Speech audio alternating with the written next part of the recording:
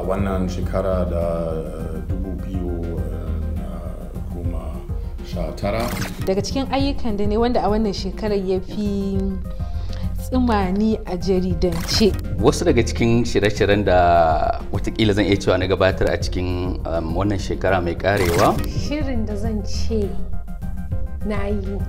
A wannan shekara lalle akwai aikin da ne wanda ya fi tsamin na are da ba zan manta da shi. Abin da zan ce na ji daɗin shi tsawon wannan lokaci shine wani aikin da ya fi caza min kwakwalwa ko shi bani wahala da zan manta da shi ba wannan shekara shine wata rana. Tsaya tukunna in yi tunani. Aikin da na yi ya faranta mura shine rahoto guda daya da na yi akan wani wato matashi da kayan bola suke hadawa su hada kayan kiɗa. Na yi shiri akan cin zarafin da maza suke fuskanta daga bangaren mata ko mazan sun kasa fitowa sun faɗa. Da amsoshin takardun ko mun kai magana akan tattalin arziki ko tarihi suka fahimci inda aka dosa suka fahimci yadda haka zai musu amfani a rayuwarsu na yau da kullum, to wannan shine dama babban abin da muke bukata. Ba zai wuce shiri kan siyasa wanda na yi da yake magana kan batun yunkurin sauya kundin tsarin mulki a kasar Guinea Conakry ba. Matar da ke aiki da mijinta ke aiki za ta iya ɗauke mishi wasu ɗawainiyar cikin gida da albashinta. Akwai labarin da na bada ranar da sojojin Nijar suka yi nasarar takar sojojin wato mayakan Boko Haram a cikin yankin Difa.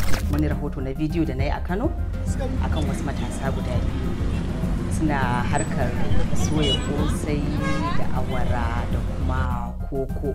Aikin safe aiki ne da galibi za ka yi kai kadai. Na zo na gama buga labarai saura mintuna kaɗan in tafi studio na yi ƙoƙarin printing sai printer ta ce bata san zance ba.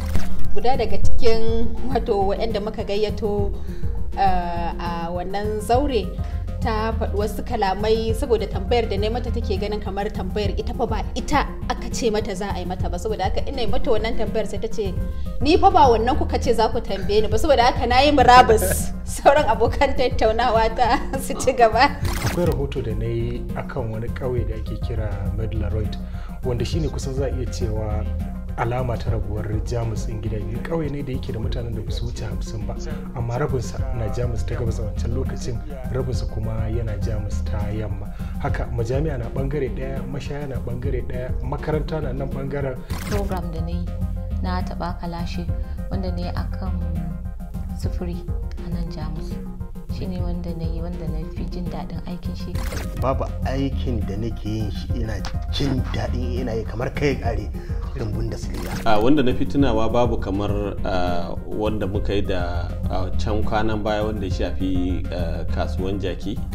Na yi ina ganin kamar shirin ya cika ya kammala sai da an gama komi ana diba sai aga ya yi shots da minti 4 ana neman minti 9 da wani abu. To wannan abin da zai manta shi ba gaskiya. Mun samu shigaban sosai a shekara 2019. Kwana da shekarar 2019. Barka da shiga sabuwar shekara ta 2020.